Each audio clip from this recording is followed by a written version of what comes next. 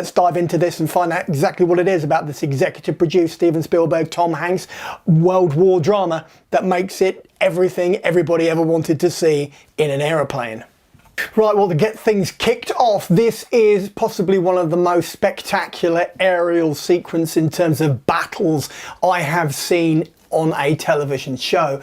The CG, the visual effects are seamless in terms of what happens with the bomber pilots and the explosions outside, that sense of claustrophobia which is sort of all-encompassing during those airborne battles, and ultimately that's what really gives this the grit and the metal which makes Masters of the Air one of those must-see entertainment dramas of 2024. Austin Butler is one of the chief driving forces behind this, playing a major who is ultimately a commanding officer who is leading legions of men off to wage war against the Luftwaffe. And ultimately it turns out to be quite an engrossing World War II melodrama. Not only does it feel like an epic sort of cavalcade of events which are all sort of culminating together, but it also feels quite intimate in moments. So there is John Orloff, who is the creator, has really done a great balance amongst the obviously hundreds of people, thousands of people who have worked on this show to make it what it is. Right, so I'm going to be giving this a 4 out of 5 on the big old 5 scale. That's purely because of the richness, the authenticity, the craftsmanship and the overall ensemble performances which really go into making Masters of the Air, which is out on Apple TV right now, such a masterstroke in terms of like historical dramas and World War depictions. This is on a level which is at least comparable to Saving Private Ryan, as I said, also to Band of Brothers.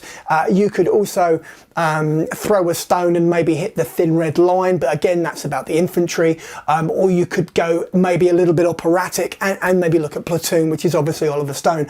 So it's within that sort of like gamut of titles in terms of the quality on display. So in a nutshell, Criminal Record is about the wrongful imprisonment of a South London resident, Errol Mattis. It is also about the campaign that his mother has undertaken over many years after her son has been imprisoned or has been sentenced at least to 24 years for the murder of his girlfriend, or apparent murder of his girlfriend, where Cush Jumbo comes into the equation. She plays June Lenker, who is a detective sergeant working that borough. And she stumbles upon the old case through a set of circumstances which I will not reveal, but ultimately it brings in Detective Chief Inspector Hegarty, played by Peter Capaldi, and then the entire series is about their interconnection and the way their relationship sort of builds and the bond they make between them. So aside from the iconic status of Kathy Tyson in the role of Doris Mattis, people of a certain age will remember her from Mona Lisa. That is the Michael Caine, Bob Hoskins classic. You've also got Tom Mucci playing her son Errol, who spends, as I said, a majority of his time behind bars. Ultimately, the dynamic between Cush Jumbo and Peter Capaldi is excellent and keeps it ticking along. And for that reason, if for no other, this is worth checking out. So I'm thinking it's time to get into that rating. Let's do that next. So for all those reasons and more besides, I think it's best that everyone check out Criminal Record with all haste on Apple TV. I'm going to give this a 4 out of 5 on the big old 5 scale. This is a really deep dive into Steve Martin, the man, the myth, the movie maker, and obviously the stand-up comedy legend. It is simply called Steve !Martin, a documentary in 2 pieces. This guy was getting people so happy. I always thought, this just does not happen. And it did.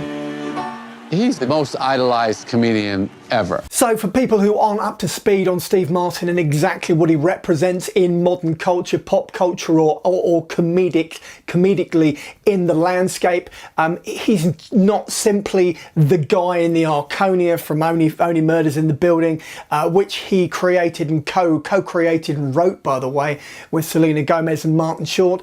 He was an alternative comic before the idea of alternative comedy in the SNL Saturday Night Live sense of the word came about.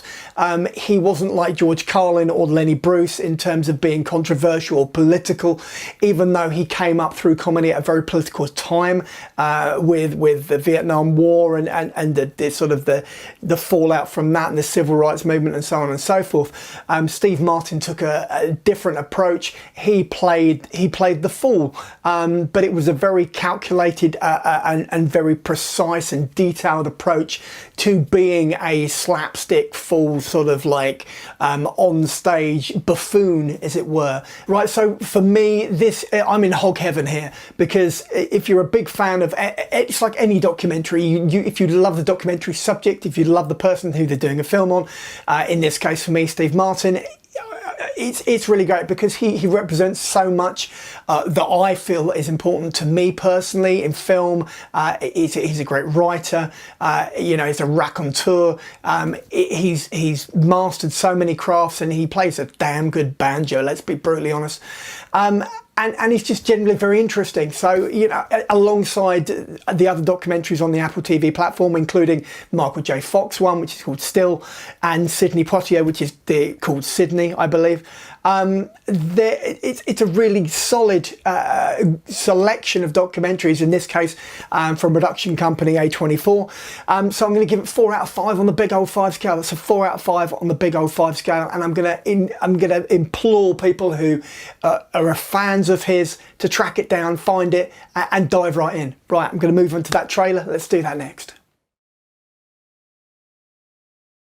Right, and so it is that you've reached the end of the video review for Criminal Record Masters of the Air. Steve !brackets Martin, a documentary in 2 pieces.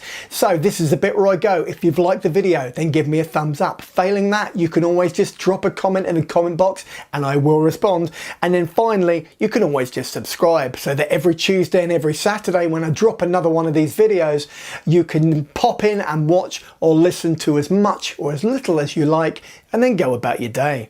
In the meantime, check out the rest of the channel and pop over to the Patreon page. Talk soon.